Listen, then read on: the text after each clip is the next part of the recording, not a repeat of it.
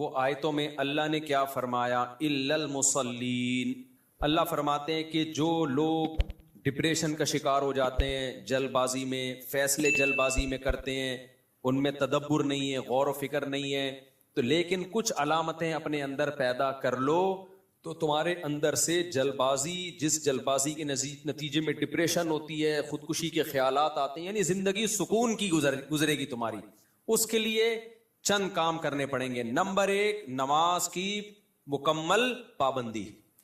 آپ یقین کر لو جتنا ڈپریشن سے نماز بچاتی ہے نا، کوئی چیز نہیں بچاتی۔ اسٹریس اور ڈپریشن کی 20 گولیاں ایک طرف، جس کا نماز میں دل لگ گیا نا، بس اس کی زندگی مزے کی بن جاتی ہے۔ اور نماز میں دل نہ لگ رہا ہو نا، کئی رکعتیں پڑھو ہمت کر کے، اصول بنا لو، جس کام میں دل نہیں لگتا نا وہ کام کرنا شروع کر دو، دل لگے گا، اور پھر ڈبل لگنا شروع ہو جاتا ہے۔ میں بہت سی مثالیں دیتا ہوں نا، دوڑا نہیں جاتا چلنا شروع کرو، چلا نہیں جاتا ہلکا ہلکا چلو، اپنے نفس پہ بوجھ ڈالو۔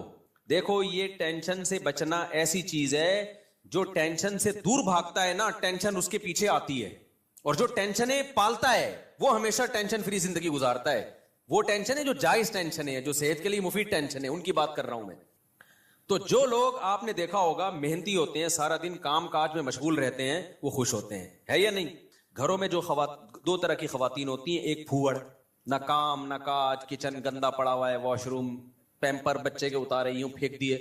آپ دیکھنا ان خواتین کی طبیعت میں چڑچڑاپن بہت ہوتا ہے، جھنجھلانا، ذرا سے کوئی نصیحت کرو آگے سے جھنجھلا کے جواب ملے، ہر وقت ایسا لگتا ہے وہ توے پہ بیٹھی ہوئی ہے، خود بھی ٹینشن اور دوسرے کو بھی ٹینشن۔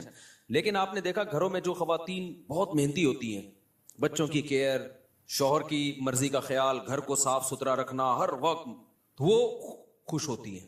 مردوں میں بھی ایسا ہی ہے، جتنے لڑکے آپ کے پوستی ہیں گھر کے اندر پڑے ہوئے کچھ نہیں کر رہے، ایسا لگے گا جیسے وہ توے پہ بیٹھے ہوئے ہیں۔ باپ کوئی نصیحت کرتا ہے ایک دم کیا ہو جاتے ہیں، وہ ہائپر ہو جاتے ہیں۔ آپ لوگوں نے خود بھی نوٹ کی ہے نا یہ بات۔ وجہ کیا ہے کہ جو آدمی کام کاج کی ٹینشن نہیں لیتا نا، تو اللہ اس کو اسٹریس میں ڈال دیتے ہیں۔ جو محنت کے کام نہیں کرتا اسٹریس میں ڈال دیتے ہیں اس کو، ہر وقت ٹینشن ہے، چڑچڑاپن پیدا ہوتا ہے۔ اور جو محنتی ہوتے ہیں صبح اٹھے ٹھک ٹھک ٹھک اپنے کام نمٹائے۔ میں اپنا بتا دوں، جس دن میں کوئی ٹاسک پوری کرتا ہوں کہ مجھے خیال ہوتا ہے آج میں نے یہ کام نمٹانا ہے، تو وہ نمٹا دیتا ہوں، خدا کی قسم ایسا سکون ملتا ہے نا کہ بیان نہیں کیا جا سکتا۔ آپ بھی کر کے دیکھ لو، آپ ایک اسکیجول بناؤ کہ آج دن میں نے یہ سارے کام کرنے اور مغرب تک میں ان کاموں سے فارغ ہو جاؤں گا۔ دیکھو آپ کام کرنے کے بعد جب فراغت ہوگی آپ کو ایسا سکون ملے گا کہ آپ کو سکون کے لیے کسی ٹیبلٹ کی ضرورت نہیں رہے گی۔ تو آج کل ڈپریشن اور اسٹریس کی جو بیماریاں پھیل رہی ہیں، اس کی ایک بہت بڑی وجہ بیکاری۔ بس ہر آدمی چاہتا ہے میں لائف کو انجوائے کروں، یوں کر کے بیٹھا رہوں، انجوائے کروں، پھر ٹک ٹاک دیکھتا رہے گا اور گھماتا رہے گا، دیکھ یہ والا دیکھ لیا، یہ والا دیکھ لیا، ہوتے ہوتے لاشعوری طور پر وہ آپ کے دماغ کو اندر سے ڈیمیج کر رہا ہے، آپ کو پتہ بھی نہیں ہوتا۔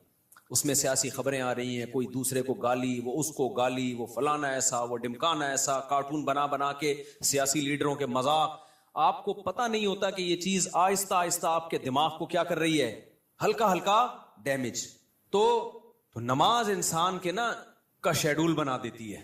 ہم نے جتنے بڑے لوگوں کو دیکھا ہے وہ کیا کر رہے ہوتے ہیں، وہ اپنے ٹائمنگ کیسے فکس کرتے ہیں۔ کافر کیسے کرتا ہے، 8 بجے یہ کرنا ہے، 9 بجے یہ، 10 بجے یہ، شام 4 بجے یہ۔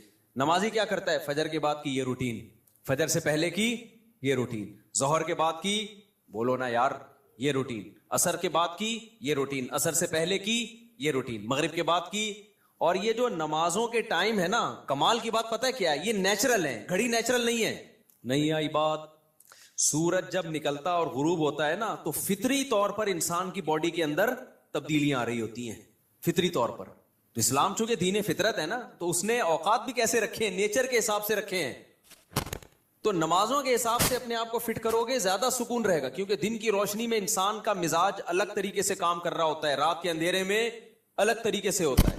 تو اللہ نے کیا فرمایا کہ الا المصلین الذین هم علی صلاتهم دائمون، یہ لوگ نمازوں میں پابندی کرتے ہیں۔ تو آج سے عزم کرو کسی قیمت پہ بھی نماز انشاءاللہ ضائع نہیں کریں گے۔ اور سب سے زیادہ سکون اللہ نے فجر کی نماز میں رکھا ہے۔ تھوڑی سی ٹینشن ہے بھائی، اٹھا لو، لیکن پڑھ کے جب سلام پھیرو گے نا، آپ کو لگے گا یار آج تو ہٹو بچو ہو گیا ہے۔ ہمارے ایک دوست تھے، نمازی تھے لیکن اڑاتے بھی بہت تھے نماز، ہے نا۔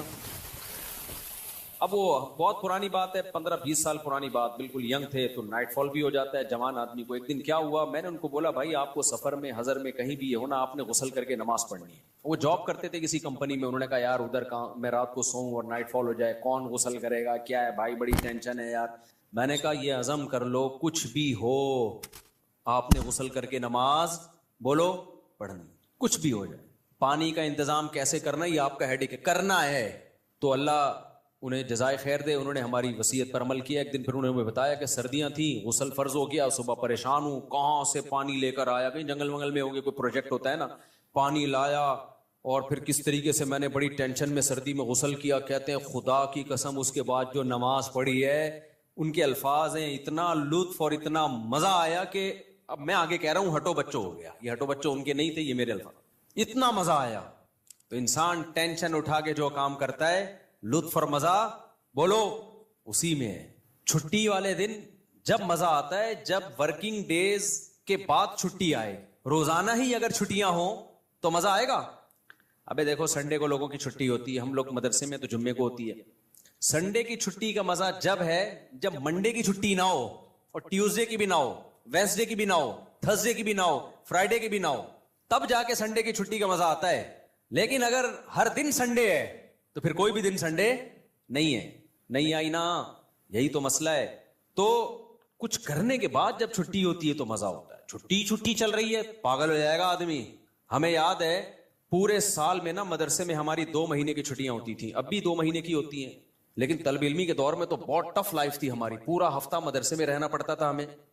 ہم لوگ جمعرات کو عصر کی نماز کے بعد نکلتے تھے، چھٹی ہوتی تھی جمعرات کو. عصر کے بعد 1.5 سے 2 گھنٹے میں گھر پہنچے، رات ہو گئی.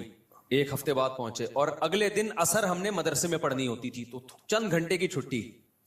یہ روٹین جب پورے سال ہوگی تو جب 2 مہینے کی چھٹیاں آنے والی ہوں گی تو خوشی سے کیا عالم ہوگا، کیا عالم ہوگا نا خوشی سے. تو ایسی خوشی ہوتی تھی یار ابھی 2 مہینے تک بالکل ہی ویلے ہونے والے ہم. اتنی خوشی ہوتی تھی کہ 1 مہینہ پہلے سے خوشی میں نیند اڑ جاتی تھی کہ چھٹی آنے والی ہے. لیکن اس روٹین کے بعد، لیکن اگر یہ روٹین کے بعد وہ 2 مہینے کی چھٹی نہ آتی بلکہ چھٹی کے بعد چھٹی آتی تو سوائے اسٹریس اور ڈپریشن کے کچھ بھی حاصل بولو نہیں ہوتا. یہ میں پوری تقریر آپ کو سمجھانے کے لیے کر رہا ہوں کہ اپنے آپ کو پریشانیوں میں یعنی ورک کی ٹینشن میں، کاموں کی ٹینشنوں میں ڈالو گے تو سکون ملے گا. اور اگر صرف سکون کی خاطر فارغ رہنا سیکھو گے تو سکون نہیں ملے گا آپ کو. سکون ہمیشہ کام کے لوگوں کو ملتا ہے، خوش رہتے ہیں. بھاگتے دوڑتے لوگ ہمیشہ خوش رہتے ہیں. اور جو پڑے ہوئے ادھر گٹر کے ڈھکن پہ بیٹھ گئے، گپے مارنا شروع کر دی جیسے کراچی کے لونڈے لپاڑے کرتے ہیں، یہی ہو رہا ہے. بیٹھے تو اٹھ ہی نہیں رہے، نہ نماز کے ٹائم پہ اٹھ کے جا رہے ہیں، کچھ بھی نہیں، بیٹھے ہیں. آپ کیا کر رہے ہیں، پان سے ایک پیک نکال کے ادھر پھینکی، پھر اٹھ کے گھر گیا، وہاں تھوڑی سی ابا سے صلواتیں سنی، سو رہا ہے تو پھر ٹک ٹاک پہ لگ گیا، لگے پوری رات گزر گئی. پھر اپنی مرضی سے سو گیا، پھر اٹھ گیا، پھر جب سوتے سوتے تھک گیا تو اٹھ گیا. تھک گیا تو کیا ہو گیا، اڑ گیا. اب کیا کریں، وہی کریں جو کل کیا تھا، دوبارہ سے اسی ڈھکن پہ جا کے بیٹھو. ہو سکتا ہے 2-4 بیوقوف ابھی بھی وہیں بیٹھے ہوئے ہو، پھر دوبارہ ڈھکن پہ جا. گٹر کے ڈھکن تو جو چوری ہونے سے بچ گئے ہیں نا، وہ یہی والے ڈھکن ہیں جن پہ لوگ آ کے بیٹھتے ہیں، باقی تو سارے چوری ہو گئے. اب حضرت مفتی تقی عثمانی صاحب کی عمر ماشاءاللہ کافی ہو گئی ہے، لیکن صحت عمر کے لحاظ سے بہت اچھی. حالانکہ اتنی بزی اور اتنی ٹف لائف گزاری ہے انہوں نے. 8 گھنٹے مطالعہ کا معمول رہا ہے ایک دور میں.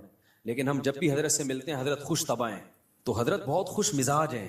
حالانکہ اتنا مصروف آدمی تو دیکھنے میں لگتا ہے خوش مزاج ہو ہی نہیں سکتا. جتنے میں نے دیکھے نا مصروف، میرے شیخ حضرت مفتی رشید احمد صاحب بہت بزی رہتے تھے. حضرت تو اتنے بزی تھے، حضرت فرماتے تھے کہ اپنی زندگی کا شیڈول ایسا بنانا چاہیے کہ ایک بوتل میں پانی بھرا ہوا ہے. بوتل میں کیا ہے، پانی بھرا ہوا، اور ڈھکن لگا دیا آپ نے. اب اس میں ایک قطرہ پانی جب جائے گا جب پرانا ایک قطرہ نکلے گا. بات سمجھ میں آ رہی ہے؟ ایک قطرے کی بھی جگہ نہیں ہے.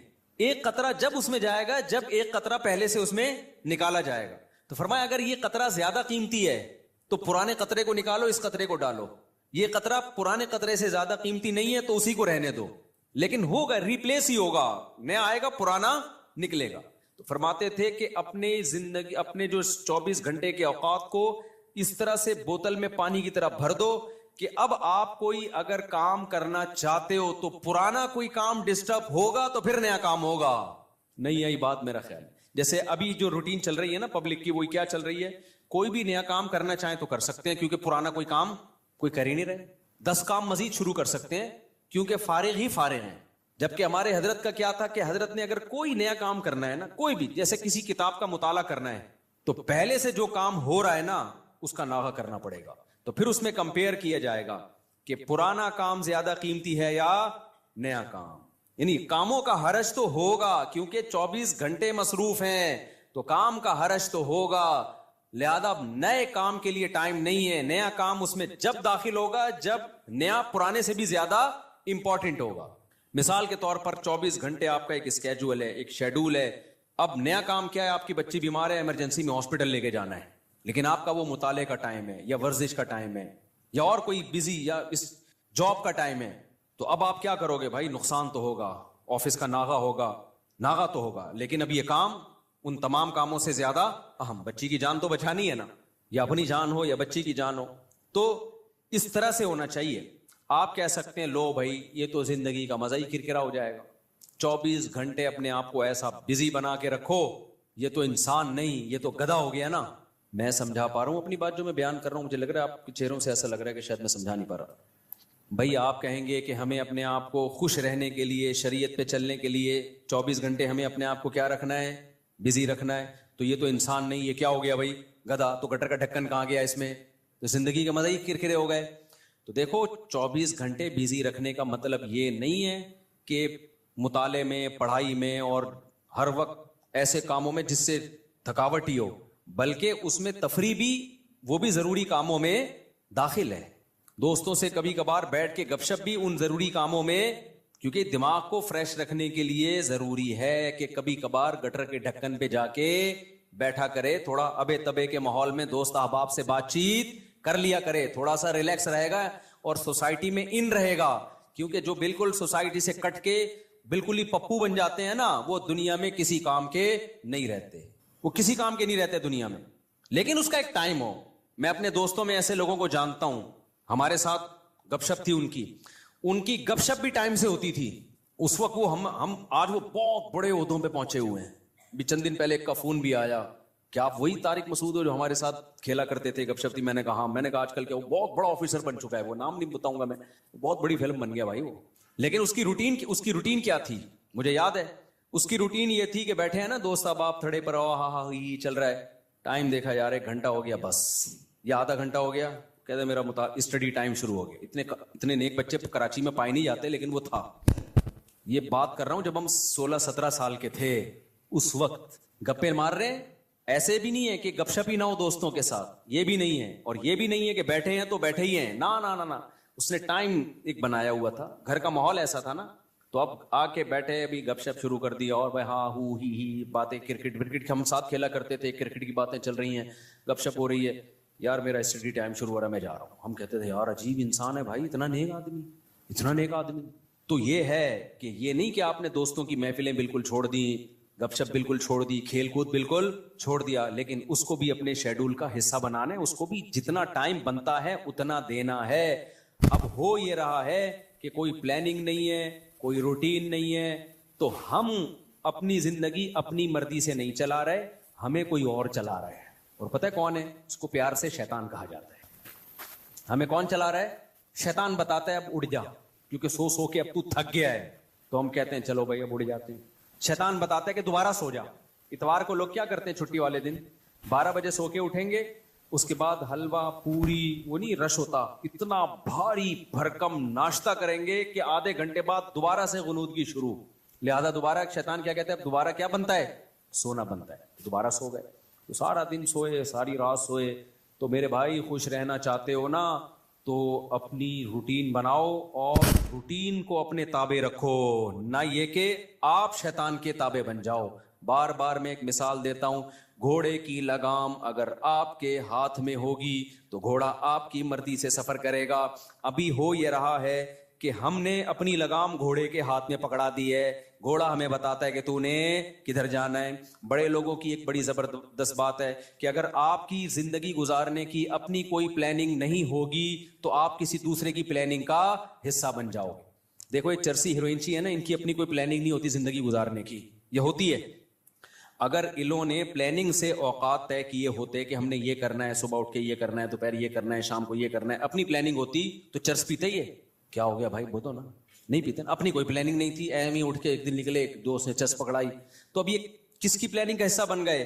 چرس اور ہیروئن کے جو اسمگلر ہے نا، ان کی پلاننگ تھی ہم نے پیسہ کمانا ہے، تو وہ کروڑ پتی بن گئے، کیونکہ ان کی کوئی پلاننگ نہیں تھی، تو یہ لوگ ان کی پلاننگ کا حصہ بن کے انہوں نے اپنا بیڑا غرق کر دیا، ان کو ارب پتی بنا دیا۔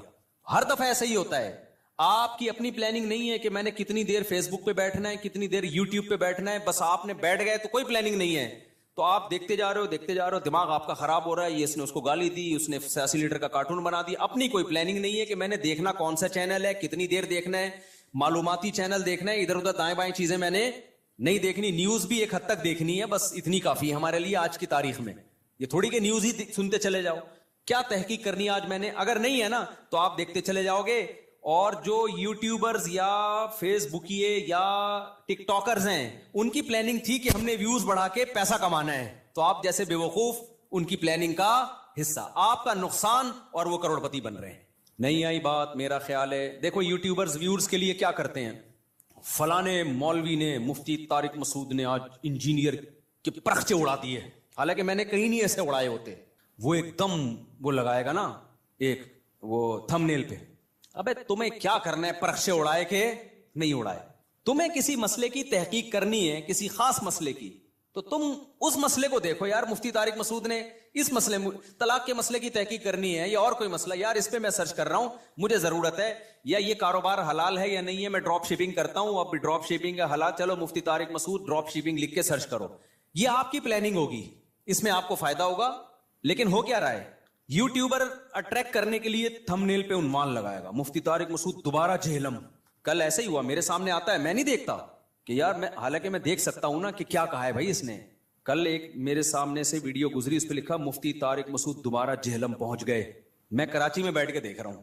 میرا بھی دل چاہ رہا تھا نا میں کلک کروں، کیا خیال ہے یار میرے بارے میں جھوٹ کیوں بولا، کیا بولا، لیکن میں نہیں کیا کلک، میں نے کہا وہ بے وقوف ہے، ہم تھوڑی بے وقوف ہے بھائی، ہمیں پتا ہے جھوٹ آگے ہو سکتا ہے اندر جو مضمون ہو وہ یہ ہو کہ جانا چاہ رہے تھے لیکن نہیں گئے، ہو سکتا ہے یہ لکھا ہوا اس نے، یہ لکھا ہوا ہو، لیکن سچ لکھا ہے جھوٹ لکھا ہے، میں کیا کروں گا، میرا تو ٹائم ویسٹ ہوگا نا، میں کام کی چیز دیکھوں نا، لیکن میں نے ویوز دیکھے پبلک کا رجحان دیکھنے کے لیے کہ پتہ نہیں کتنے ویوز آئے ہوئے تھے اس پہ، اور جا کے لے کے کمنٹس میں گالیاں دی ہوں گی لوگوں نے کہ بھائی کیا کر رہا ہے، جھوٹ کیوں بول رہا ہے، لیکن آپ کی جب اپنی کوئی پلاننگ نہیں ہوتی تو آپ دوسروں کی پلاننگ کا حصہ بن جاتے۔ اب یوٹیوبر کی پلاننگ تھی ویورز کے ذریعے پیسے کمانے، اس کو پتا ہے ایسا عنوان لگائیں گے تو دھڑ دھڑ ویوز آئیں گے، آپ کا ٹائم ویسٹ ہو رہا ہے، آپ نے جب دیکھا پہنچے تو ہیں نہیں، ٹھیک ہے نا، ایسی جھوٹ بولا ہوا اس نے، اس کے پیسے بن رہے ہیں اور آپ کا ٹائم ویسٹ، اور آپ ڈپریشن میں، پھر زبان گندی کر کے گالیاں کمنٹس میں الگ، تو ان تمام چیزوں کا آپ کو کچھ بھی حاصل نہیں ہوا، اس لیے کہ آپ کی پہلے سے کوئی پلاننگ تھی نہیں کہ کیا چیز دیکھنے کی ہے اور کیا چیز دیکھنے کی نہیں، آپ کی تھی نہیں، بس آپ نے جا کے، تو اصول یاد رکھو، آپ کی اپنا لائف اسٹائل نہیں ہوگا تو آپ ہمیشہ دوسرے کے لائف کا حصہ بن، اس کی ترقی کا حصہ بن جاؤ گے، کیونکہ دیکھو شیطان ہر وقت پلاننگ میں لگا ہوا ہے، یا تو ہوتا نا شیطان بھی پلاننگ نہ کر رہا ہوتا، ہم بھی پلاننگ نہ کرتے تو نہ ہمیں کوئی نقصان ہوتا، نہ شیطان کو کوئی فائدہ ہوتا، نہ ہمیں فائدہ ہوتا نہ نقصان ہوتا، لیکن ہو یہ رہا ہے کہ ہم اگر پلاننگ نہیں کرتے تو ہماری پلاننگ کون کر دیتا ہے؟ شیطان، وہ اس نے بنا کے بیٹھا ہوتا ہے، فارغ ترین آدمی ہے تو اس کو اب اس کام میں لگاؤ، ٹھیک ہے نا، تو یہ بہت اہم بات ہے، تو اپنے جو لائف اسٹائل کو چینج کریں، ان میں اس کی معمولات کی ابتدا کہاں سے ہوگی؟ نماز سے، سمجھتے ہوگے نہیں سمجھتے؟ ابتدا کہاں سے ہوگی یار؟ سب سے پہلے کیا کرنا ہے؟ نماز ٹھیک کرنی، اب شیطان دوسرا حملہ کرے گا آپ کے اوپر، شیطان سے بڑی فلم اس کائنات میں پیدا نہیں ہوئی ہے، شیطان کہے گا ٹھیک ہے پہلے نماز تو شروع کر لے، پھر باقی چیزیں چرس بات میں چھوڑ دینا، اور یہ جو گٹر کے ڈھکن پر پوری رات بیٹھا رہتا ہے، یا انٹرنیٹ پر 6 گھنٹے بیٹھا رہتا ہے، ہر وقت ٹک ٹاک پہ بیٹھا رہتا ہے، یہ اگلے اسٹیپ میں، پہلے نماز، تو نہ نماز صحیح ہوگی نہ اگلا اسٹیپ شروع ہوگا۔ یہ ایسا ہی ہے جیسے ہم کہتے تھے ہفتے کے دن سے ہم پڑھائی شروع کریں گے، 1 جنوری، اگلے سال کی 1 جنوری سے، وہ 1 جنوری کبھی آتی ہے یا 1 محرم کبھی آتا ہے؟ وہ کبھی بھی نہیں آئے گا، جب جنوری آئے گی نا آپ بولو کہ اسلامی سال سے کروں نا، 1 محرم سے کروں گا، میں مسلمان ہوں، میں انگریز تھوڑی ہوں، نہ وہ 1 محرم کبھی آئے گا نہ وہ 1 جنوری۔ حافظوں کو نا پہلا پارہ بہت پکا یاد ہوتا ہے، پتہ ہے کیوں؟ حافظوں کو جوش اٹھتا ہے، یار کچا ہوتا جا رہا ہے، اب دوبارہ سے یاد کرو، تو پہلے پارے سے شروع کرتے ہیں، اس کے بعد جوش ٹھنڈا ہو جاتا ہے, پھر بھولنا شروع کر دیتے ہیں, پھر ناغے کرتے ہیں. پھر کئی دنوں کے بعد خیال ہوتا ہے یار قرآن بھولتا جا رہا ہوں, دوبارہ شروع کرو, پھر پہلا پارا, تو پہلا پکا ہو جاتا ہے, باقی سارا ایسے کہ ایسے ہی رہے.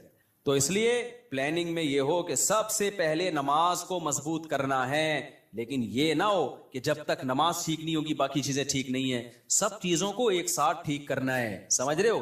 جس نے یہ کیا نا پہلے یہ پھر وہ, تو نہ یہ ہوگا اور نہ وہ ہوگا. اور ہر کام میں ایکسیلنسی پیدا کرنے کی کوشش تو کرنا ہے, لیکن اگر نہ ہو تو اس کام کو چھوڑنا نہیں ہے, گرتے پڑتے کرنا ہے. آپ نے نیت کر لی, جیسے نمازی بننا چاہتے ہو نا تو نیت کرنی پڑے گی میں 40 دن تکبیر اولیٰ سے نماز پڑھوں گا, ایک نماز بھی میں 40 دن تک تکبیر اولیٰ سے نہیں چھوڑوں گا. یہ ہے ایکسیلنسی. لیکن اب کیا ہوگا, 2-4 دن کے بعد تھوڑا جوش ہلکا ہوا, ایک دن تکبیر تحریمہ کا ناغہ ہو گیا, تکبیر اولیٰ کا ناغہ ہو گیا, یہ نماز کا ناغہ ہو گیا. شیطان کہے گا تیرے بس کا نہیں ہے, اب نہیں ہو سکتا. شیطان سے بولو میں نے ریکارڈ تو بنانا ہی نہیں ہے بھائی, ہو گیا نا دوبارہ سے شروع کر دوں میں, کیا خیال ہے؟ کیونکہ یہ انسان کے ساتھ ہوتا ہے, بہت مشکل ہے بھائی بالکل ایک دم سے ایکوریٹ ہو جانا. گرتے پڑتے ہی لوگ اللہ کی طرف جاتے ہیں. اگر سارے ایک دم سیدھے چلنا شروع ہو جاتے تو یہ حدیث پھر کیوں ہوتی کہ نبی صلی اللہ علیہ وسلم نے فرمایا, اللہ تعالیٰ فرماتے ہیں من تقرب الی شبرا تقربت الیہ باعا, جو ایک بالش میری طرف چل کے آتا ہے میں ایک ہاتھ اس کی طرف چل کے جاتا ہوں, اور جو میری طرف چل کے آتا ہے اتیتہ ہرولا, میں اس کی طرف دوڑ کے جاتا ہوں. یہ حدیث ہے ہی یہ سمجھانے کے لیے کہ آپ پہل تو کرو, آنا تو شروع ہو, گرتے پڑتے ہی آؤ. کچھ آپ کرو گے, کچھ کون کرے گا؟ کچھ اللہ کرے گا.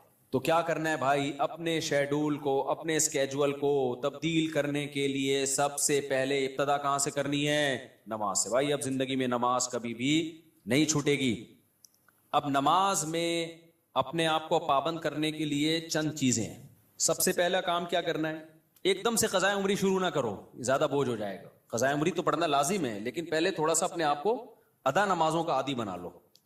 40 دن تو بناؤ نا کم از کم عادی, پھر اس کے بعد قضائے عمری شروع کرو. ایک دم سے زیادہ بوجھ آ گیا تو نہ ادھر کے رہو گے نہ ادھر کے رہو گے.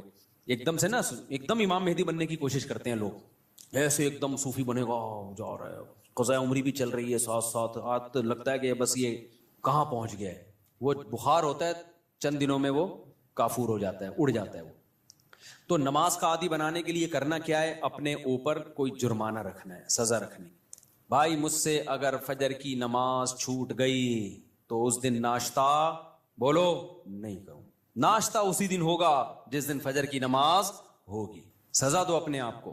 حکیم اختر صاحب رحمہ اللہ تعالیٰ فرمایا کرتے تھے, یہ کتنی بڑی بے غیرتی ہے کہ اللہ نے کہا تھا نماز پڑھو فجر کی, آپ اللہ کا حکم آپ سے اتنا سا پورا نہیں ہوا اور صبح پراٹھے کھانے کے لیے ناشتے پہ بیٹھ جاتے. کتنی بڑی بے غیرتی ہے نا, کہ اللہ کی نعمتوں سے تو پھوڑنے کے لیے آ جاتے ہیں, بس جو اللہ نے کام لگایا وہ ہو نہیں رہا.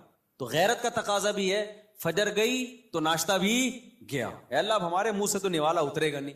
کتنا مزہ آتا ہے صبح ناشتہ کرنے میں نا, آپ کو نہیں آتا, مجھے تو بہت آتا ہے. خیر کتنا لطف ملتا ہے جب بھوک لگ رہی ہو اور انسان مزے کا ناشتہ کرے. تو یہ اللہ ہم سے کام بہت کم لیتا ہے, نعمتیں ہمیں بہت زیادہ دیتا ہے. اور اس فجر پڑھنے میں بھی ہمارا ہی فائدہ ہے, سکون ہمیں ہی مل رہا ہے, صحت بھی اچھی ہوتی ہے, جلدی اٹھنے میں آکسیجن ملتی ہے. اور صبح کی جو دھوپ ہے نا, یہ جو ٹھنڈی دھوپ ہوتی ہے صبح کی, سرخ دھوپ, یہ وائٹامن ڈی بہت تیزی سے بڑھاتی ہے باڈی میں لگی.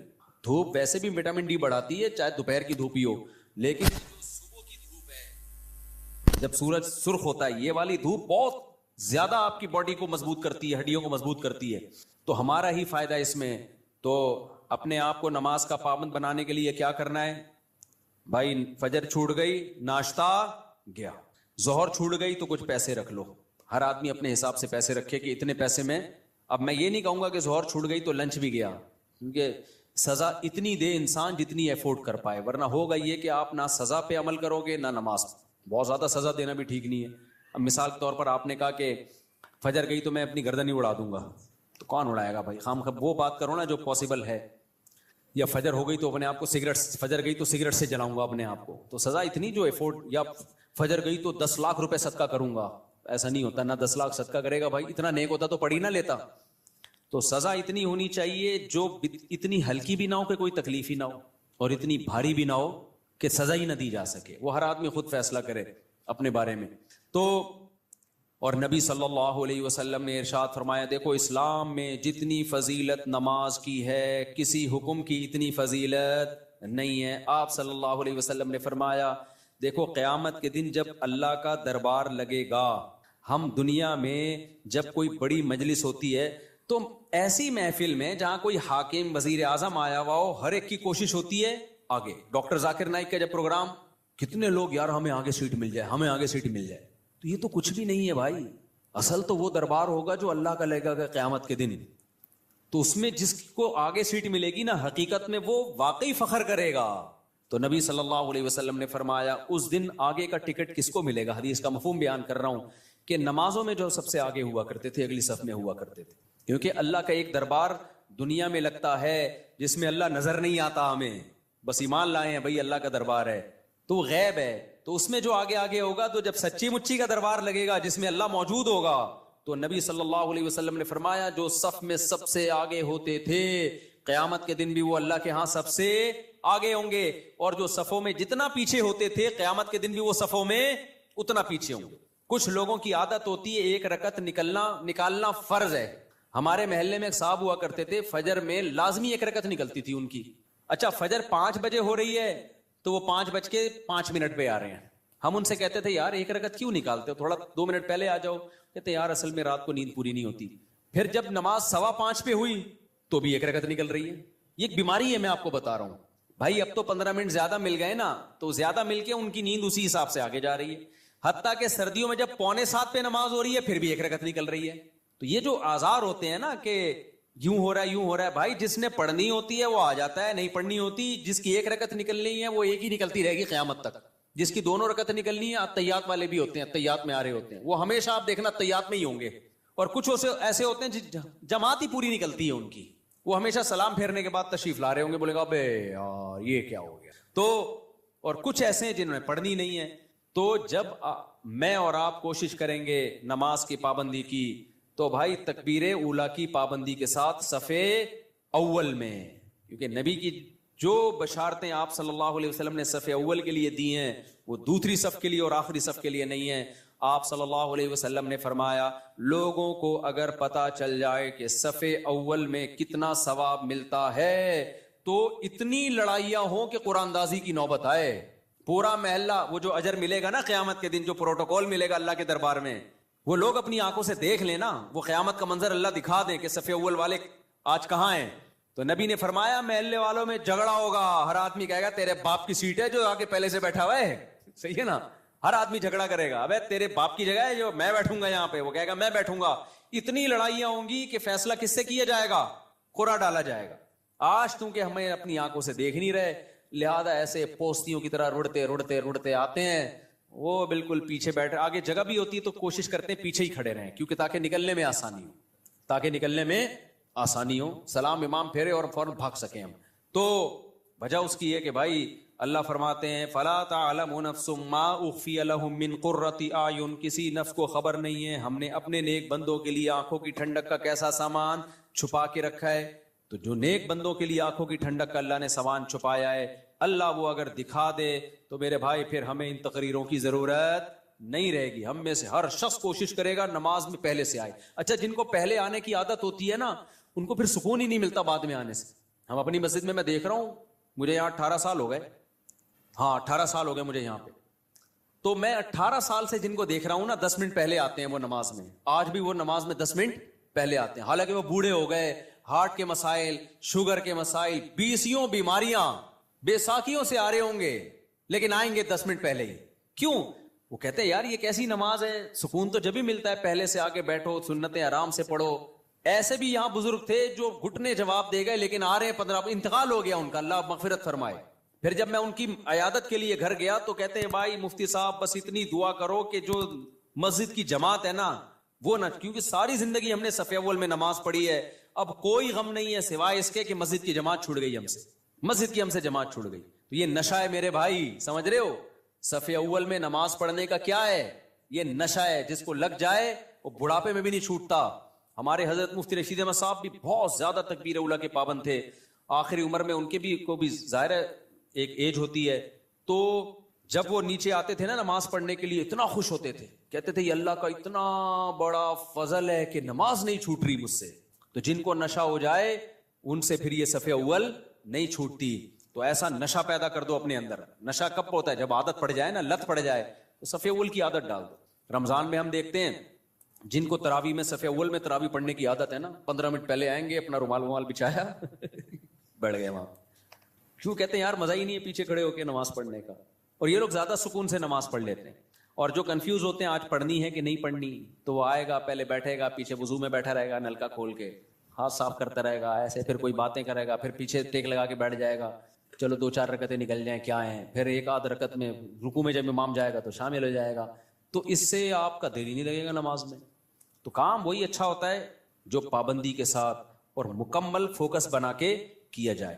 نبی صلی اللہ علیہ وسلم نے ہر چیز میں احسان کا حکم دیا. پتہ ہے آپ کو احسان پتہ ہے کسے کہتے ہیں؟ ایکسیلنسی. جو کام کرو خاندانی طریقے سے کرو. ہم جو بھی کام کرتے ہیں پتہ ہی نہیں چل رہا ہوتا کہ کرنا چاہتا بھی ہے کہ نہیں چاہتا. وہ شادی والی بات ہے, نہیں کرو بھائی دوسری شادی, کرنا ہے تو پھر کرو خاندانی طریقے سے. پھر ایسی کی تیسی. کل بھی ایک کیس آیا نا, اصل میں کیس ہی یہی آ رہے ہیں آج کل, کیا کریں. کیس آیا کہ وہ شادی کر لی, اب اس پہ دباؤ ڈال رہے ہیں طلاق دے دو طلاق دے دو, اور وہ لڑکی والے اس کے سر پہ دوسری کو دے دو. تو میں نے کہا کرنا ہی نہیں تھا جب دم نہیں تھا, جب کر لیا تو بولا جاؤ تمہاری ایسی. اب میں نے کہا اگر ڈر گیا نا, کنفیوز ہو گیا یار دوسری کو چھوڑوں نہیں چھوڑوں, میں نے کہا اس سے ڈپریشن میں جائے گا. کام تو کر لیا, اب بول بھائی میرے ٹکڑے کر دو, مجھے بم سے اڑا دو. میں نے کہا اس میں سکون ملے گا. میں نے کہا دیکھو میں تمہیں سمجھا رہا ہوں, سکون مل رہا ہے نا؟ کہتے ہیں ہاں مل رہا ہے. میں نے کہا اس سے مطلب یہ سکون اسی میں ہے. ہو گیا ایسی کی تیسی. ہم لوگ بولیں گے 2 نمبر ہے, بولے ہم 2 نمبر ہیں. لوگ بولیں گے برا آدمی, بولے ہم ہیں, ہم کم میں کب کام ہے, بہت نیک آدمی ہے. تو جو بھی کام ایکسیلنسی کے ساتھ ہوتا ہے. صحابہ کرام جب نماز پڑھا کرتے تھے کتنے خشوع و خضوع سے پڑھا کرتے تھے, تبھی نمازوں میں ان کو مزہ آتا تھا. ہم نماز پڑھ رہے ہوتے ہیں, مسجد کی طرف آ رہے ہوتے ہیں ایسے جیسے قبر سے مردے کو اکھاڑا جا رہا ہے, بستر سے ایسے اٹھتے ہیں, مسجد میں ایسے آتے ہیں جیسے پولیس جیل کی طرف لے کے جا رہی ہے. پھر وہاں بیٹھے ہوتے ہیں بار بار, کبھی یوں کر کے دیکھ رہے ہیں, کبھی پیچھے مڑ مڑ کے امام کو دیکھ رہے ہیں کہ آ کیوں نہیں رہا. بھائی تمیز سے منہ نیچے کرے بیٹھ جاؤ, 30 سیکنڈ لیٹ ہو جائے گی نا نماز زیادہ سے زیادہ. پھر سلام کے بعد فوراً ایک دم نا ایسے جیسے توے پہ بٹھایا ہوا ہے, ہلنا شروع ہو جائے گا کہ اٹھوں کیسے میں یہاں سے. سکون سے. نبی صلی اللہ علیہ وسلم نے فرمایا جتنی دیر انسان نماز کے انتظار میں ہوتا ہے اللہ کی ہاں اتنی دیر نماز ہی کی حالت میں ہوتا ہے. اس کو نماز کا ثواب ملتا رہتا ہے, اس کو نماز کا ثواب ملتا رہتا ہے. اور جتنی دور سے چل کے آئے گا, آپ صلی اللہ علیہ وسلم نے فرمایا ہر قدم پہ اللہ ایک نیکی دیں گے اور ایک گناہ اس کا معاف کریں گے. تو کتنے فضائل ہیں میرے بھائی نماز پڑھنے کے. نبی صلی اللہ علیہ وسلم نے فرمایا, کیا پیاری حدیث ہے یار, اس سے تو بڑا مزہ آتا ہے.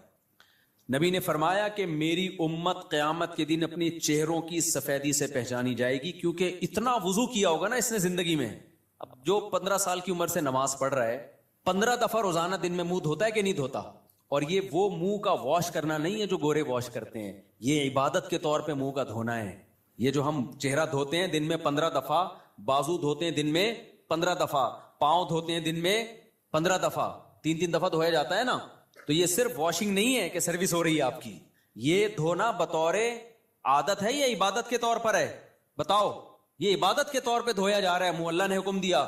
تو آپ سوچو جس نے 40 سال 50 سال اللہ کے حکم پہ دن میں 15 دفعہ منہ دھویا ہوگا, تو کیا اس کے چہرے پہ کوئی ایسی علامت نہیں ہوگی جس سے پتا چل جائے کہ اس کا چہرہ دوسرے چہروں سے بہت پاکیزہ ہے؟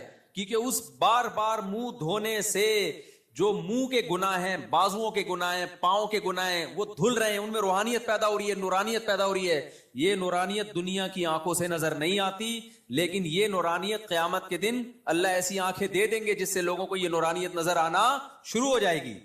غرم محجلین. آپ نے فرمایا کہ اتنا واضح ہوں گے نا اہل اسلام قیامت کے دن, جو نمازی تھے اتنے واضح ہوں گے نا ان کے چہرے, فرمایا جیسے سارے سیاہ گھوڑے ہوں اور ان میں ایک سفید پیشانی والا گھوڑا ہو اور اس کے سفید پاؤں ہو. گھوڑوں میں یہ بڑی خوبصورتی سمجھی جاتی تھی کہ مکمل سیاہ ہو لیکن پیشانی کیا ہو, سفید, اور پاؤں کیا ہو, سفید. صرف پاؤں میں سفیدی کے نشانے سے گھوڑے میں بڑا حسن پیدا ہوتا ہے.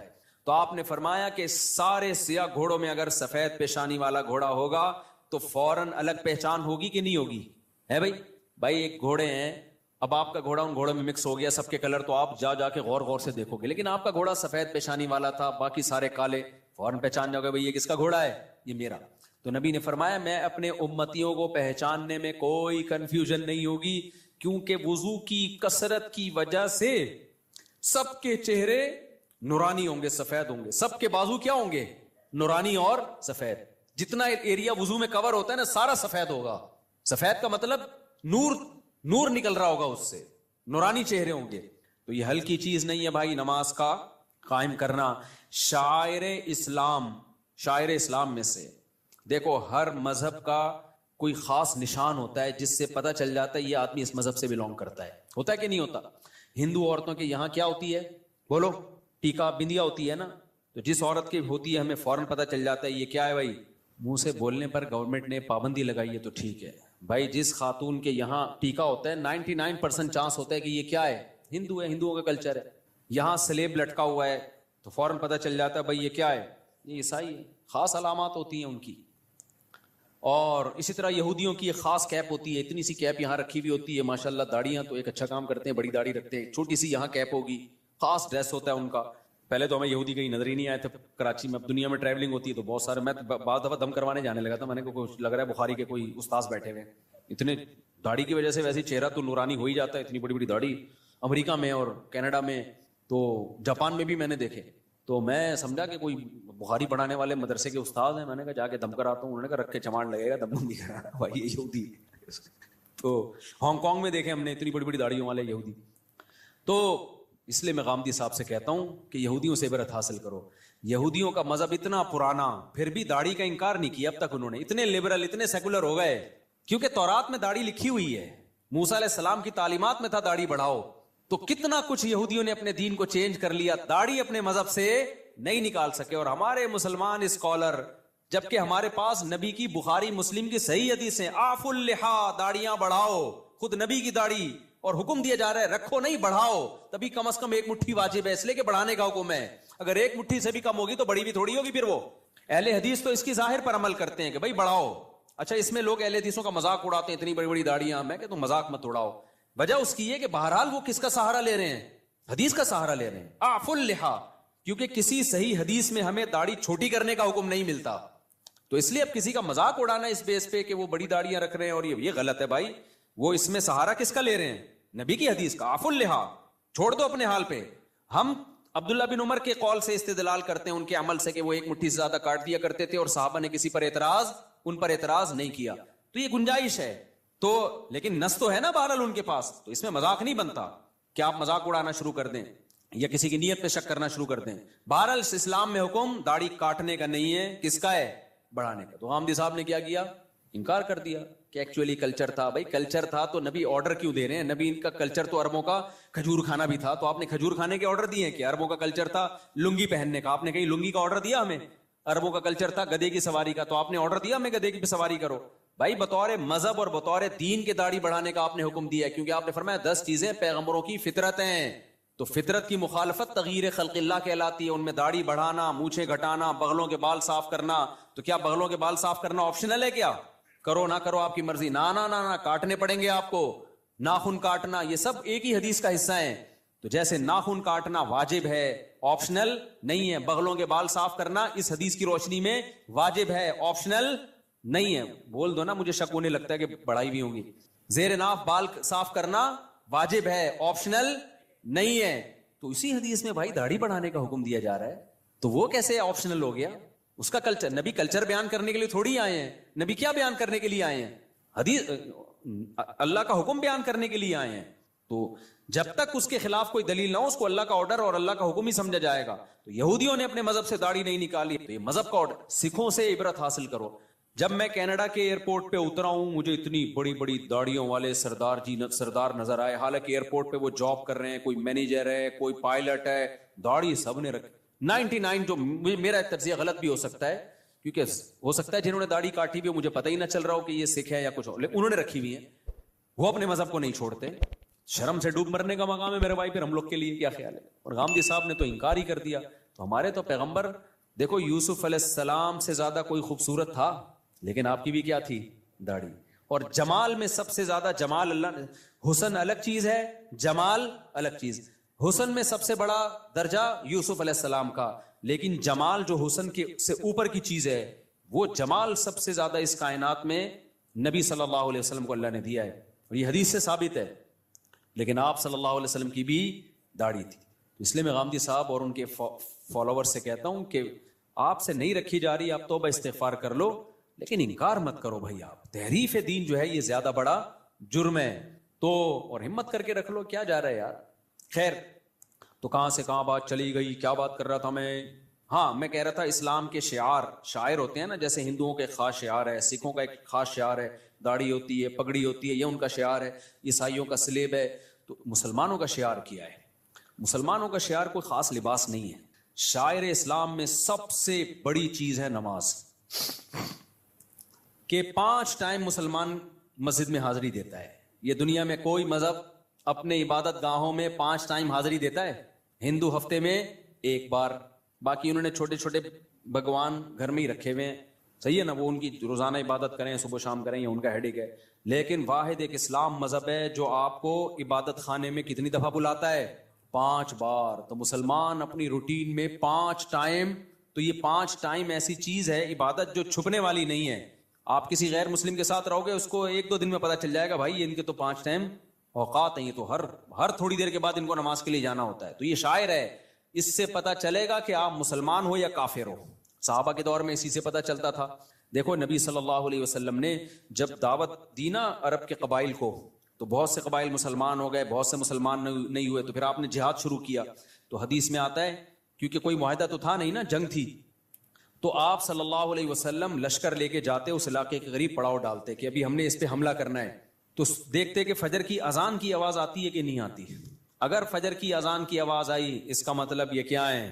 مسلمان ہے, چھوڑ دو. اذان کی آواز نہیں آئی, بھائی یہ اسلام قبول ہی نہیں کیا. تو اذان اور نماز, یہی وجہ ہے کہ صحابی رسول کہتے ہیں کہ نبی کے دور میں نا بدترین سے بدترین منافق, جس کا سب کو پتا ہوتا تھا کہ یہ کمبخت اندر سے کافر ہے, صرف فیور لینے کے لیے مسلمان ہے, کمبخت, وہ بھی جماعت کی نماز میں آتا تھا. کیونکہ اگر وہ نماز میں نہیں آتا نا, تو مسلمان سمجھتے کہ یہ کمبخت ابھی, یہ تو اس نے شو کر دیا کہ میں کافر ہوں. تو ایمان اور کفر کا فرق نماز سے سمجھا جاتا تھا. تو آج توحید کے بعد جس حکم کی سب سے زیادہ دھجیاں اڑائی جا رہی ہیں, وہ کون سا حکم ہے؟ وہ نماز ہے. میں بار بار قرآن کی آیت پیش کرتا ہوں نا, کہ اگر نماز چھوڑنے کی تھوڑی سی بھی گنجائش ہوتی, دفتری کاموں کی وجہ سے, کل پیپر ہے آپ کا, یا سردی میں اٹھا نہیں جا رہا, یا آپ کو دل نہیں چاہ رہا, یا بیمار ہیں, تھوڑی سی بھی گنجائش ہوتی, تو سب سے بڑا عذر کیا تھا؟ میدان جنگ میں لڑائی. میدان جنگ میں جب کسی دشمن سے جنگ ہو رہی ہو, اس سے زیادہ ٹینشن والا کوئی حالت نہیں ہوتی. اس میں نماز چھوڑنے کی اجازت نہیں دی ہے بھائی. تو اب کیا رہ گیا؟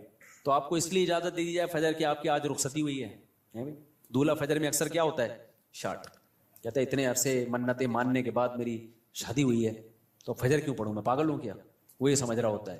اور جو محلے کے لوگ ہوتے ہیں نا, جو آپ کے دوست, وہ کسی کو دیکھیں نہ دیکھیں, دولہا کو سب چیک کر رہے ہوتے ہیں آج فجر میں آیا کہ نہیں آیا. بڑے ہوشیار ہیں یار. دولہا کو سب کیا کر رہے ہوتے ہیں؟ چیک کر رہے ہوتے ہیں. ایک بندے کی, ہمارے دوست کی شادی ہوئی, وہ کبھی بھی فجر میں نہیں آتا تھا, شادی ہوئی تو پہنچ گیا, اور آدھا گھنٹہ پہلے سے آ کے بیٹھا ہوا ہے. میں نے کہا یار تم تو ویسے نظر کبھی نہیں آئے, نماز پڑھتا تھا لیکن جماعت نکل جاتی تھی, نماز پڑھتا تھا مگر جماعت نکل جاتی. میں نے کہا یا تو پورے سال پڑھ رہے ہوتے, اس سال اس رات کو بھی آ جاتے, ہم کہتے چلو یار ہمت کی اس نے. پورے سال کبھی میں نے آپ کو مسجد میں دیکھا نہیں, یعنی نماز پڑھتا تھا جماعت کے بعد آ کے, اور آج آپ آدھے گھنٹے سے آئے ہوئے ہو. کہتے یار سویا ہی نہیں ہوں. تو میں نے کہا نیند ہی نہیں آئی خوشی سے نا, خوشی سے نیند آئی نہیں ہے. تو اب میں نے کہا چلو آج پہلی دفعہ جماعت سے نماز پڑھ کے ریکارڈ قائم کر. تو میں نے کہا میں تو آپ کو بہت نیک سمجھ رہا تھا, لیکن خیر یہ بھی غنیمت ہے. تو یہ شروع میں ہوتا ہے, خوشی سے نیند نہیں آتی, اس کے بعد کنواروں کو دیکھ دیکھ کے روتا ہے کہ کیسی گہری نیند سوتے ہیں یار, یہ کتنے گھوڑے بیچ کے سوتے ہیں, کوئی ٹینشن نہیں ہے. خیر, تو بھائی آج سے عزم کرتے ہو کہ نہیں کرتے؟ سفر ہو, حضر ہو, لڑائی ہو, جھگڑا ہو, پہلے سے پلاننگ کرنی ہے. کیونکہ قرآن نے نماز پڑھنے کا حکم نہیں دیا. یحافظون, حفاظت کا مطلب جس چیز کی حفاظت کرنی ہوتی ہے پہلے سے پلاننگ کرنی پڑتی ہے نا, یا اینڈ ٹائم پہ کرتے ہو. دیکھو بینک سے آپ کو 1 کروڑ روپے لے کے نکلنا ہے, اب یہ حفاظت کرنی ہے کہ نہیں کرنی؟ تو آپ نے کیا کیا؟ بینک سے 1 کروڑ روپے لیے، لے کے باہر آئے، سڑک پہ آ کے سوچ رہے ہو کہ اس کی میں نے حفاظت کیسے کرنی ہے؟ کیا خیال ہے؟ کیونکہ آپ نے سن لیا تھا کہ 1 کروڑ روپے کی ہم نے حفاظت کرنی ہے، لہذا نکالے، باہر نکلے اور ابھی شاپر میں پڑے ہوئے. اب آپ کہہ رہے ہو یار میں حفاظت اس کی کرنی ہے، میں نے پلاننگ کرنی ہے. ہو جائے گی حفاظت، کیونکہ ڈاکو پہلے سے پلاننگ کر چکا ہوگا. کہ کچھ بے وقوف ایسے ہوتے ہیں جو پیسے لے کے نکلتے ہیں، نکلنے کے بعد سوچ رہے ہوتے ہیں ان کو کہاں رکھنا ہے ہم نے.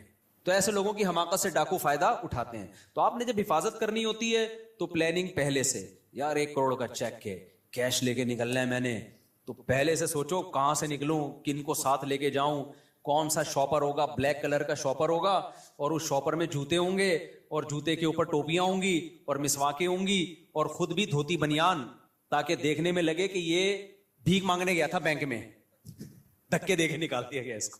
ہمارے ایک دوست ہیں دبئی میں، ارب پتی تاجر ہے نا، وہ ڈائمنڈ کا بڑا بزنس ہے. وہ لوگ ڈائمنڈ لے کر آتے ہیں افریقہ سے، افریقہ میں ڈائمنڈ نکلتا ہے نا، وہاں بڑی لڑائی ہے، اتنے سے ڈائمنڈ کروڑوں روپے کا ہوتا ہے. میں نے کہا لاتے کیسے ہو؟ کہتے ہیں بھائی بڑی محنت کرنی پڑتی، ہم جاتے ہیں، حالانکہ اتنا بڑا تاجر ہے وہ دبئی میں، اس کی بہت، میں نے جا کے دیکھا اس کا بزنس نا. تو کہتے ہیں ہم ایسے جاتے ہیں افریقہ کے جہاں پر یہ ڈائمنڈ نکلتا ہے نا، ہم دھوتی پہنتے ہیں، اوپر پھٹا ہوا بنیان، ایسے لگتا ہے کہ بیچارے کو 2 ٹائم سے کھانے کو روٹی نہیں ملی.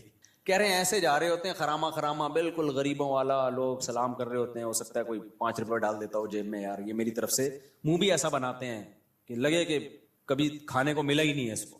اور کہتے ہیں جو اگلا ہوتا ہے نا، جو ہمیں ڈائمنڈ دیتا ہے، وہ بھی ایسا ہی ہوتا ہے، اسے دیکھ کے بھی کوئی یہ نہیں کہہ سکتا کہ اس کی دھوتی میں ڈائمنڈ رکھا ہوا ہے.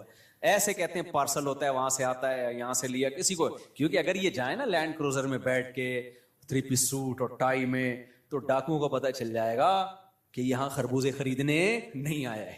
صحیح ہے نا؟ تو پلاننگ پہلے سے کرنی پڑتی ہے جب چیز قیمتی ہوتی ہے.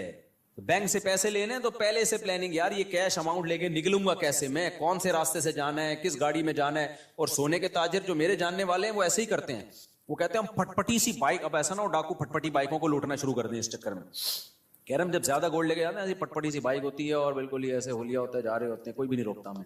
تو کیا ہوتا ہے، یہ نماز کی بھی حفاظت کے لیے پہلے سے پلاننگ کرنی پڑے گی. اب سفر ہے آپ کا، ٹرین میں جانا ہے، جہاز میں